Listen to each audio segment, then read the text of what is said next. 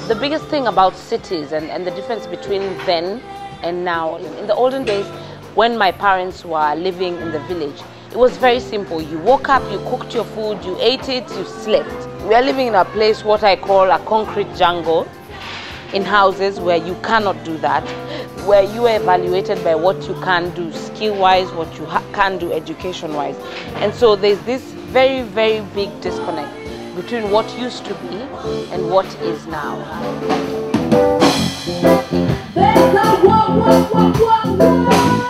I have a song called War in My Heart, where I talk about the political situation. And I remember in Kenya there was this time when there was this post-election violence. Like, it's also condemning that situation, like we don't have to go back there again. So I think it's making people think in a different way. You know, like you don't have to resort to violence.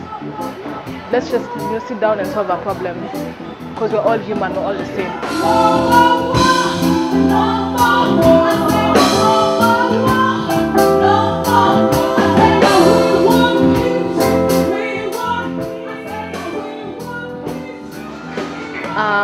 The top concerns of young people in my city, I live in Nairobi.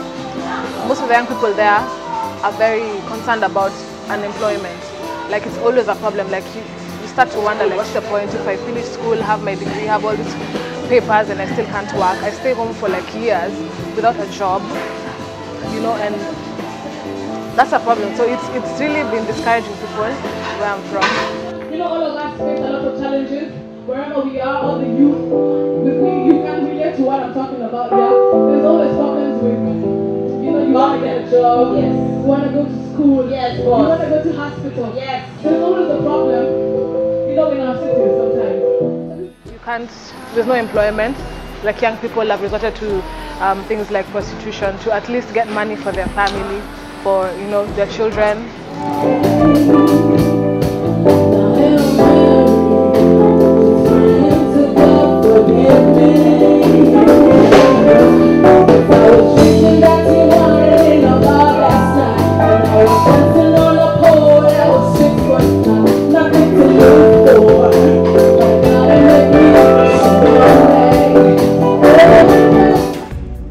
And so my song Woman from Africa calls a woman a fighter, and that the structure of society is built on the backbone of what the woman is. And I think if young ladies, young women took up the responsibility of working, of being determined, of nurturing all those things together, it would be such a better place. It would be.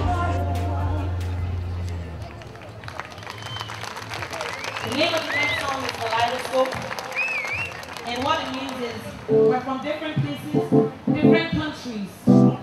I'm Nigerian, Kenyan, Turkish, Brazil, different people are here.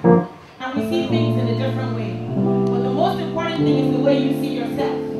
The way you see yourself depends on how you see everybody else. So let's go. Yeah. The top concerns for people in my city, in Lagos, Nigeria, and Nigeria as a whole, is electricity. So if you do not have constant electricity, you cannot do a whole lot of things. You're handicapped as a business, as a person, as a family. Electricity runs everything: water, schools, hospitals, companies, everything.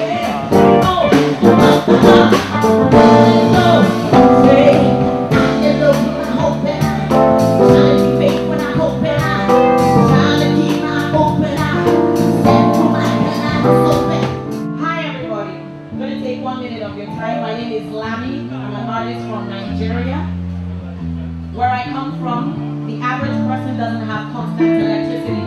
So the first thing I'm going to say is light up Nigeria. The second thing that I'm going to say is that the youth change the world. So I know some of you do not speak English, but whoever speaks English, tell the person next to you that the youth change the world. And I'm a testimony of that. The last thing that I'm going to say is that I'm representing UN Habitat. And what we want to see is empowering people making a difference. Empowering people making a difference.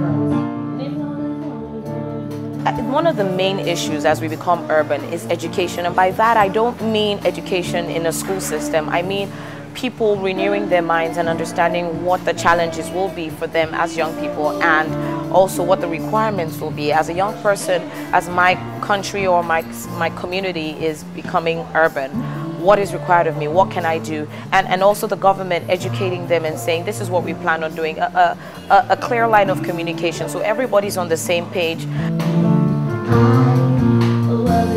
Every time somebody says it's the government, I'm like, I hear you, but then we are the government. We can do something about it.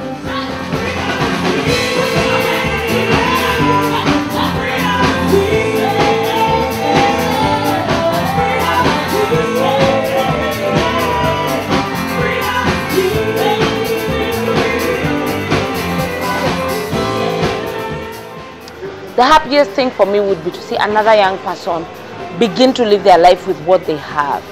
You know what? It's okay. Our governments could have failed us. The people around us could have failed us, but you still have that one thing that you can do. It's not enough to sit down and complain and say, oh, this is not happening, that's not happening. If the change starts with you, then how much more will your neighbor who saw you start out from nothing be motivated to do something about it? The world is changing and I'm young and I can do it. So can you.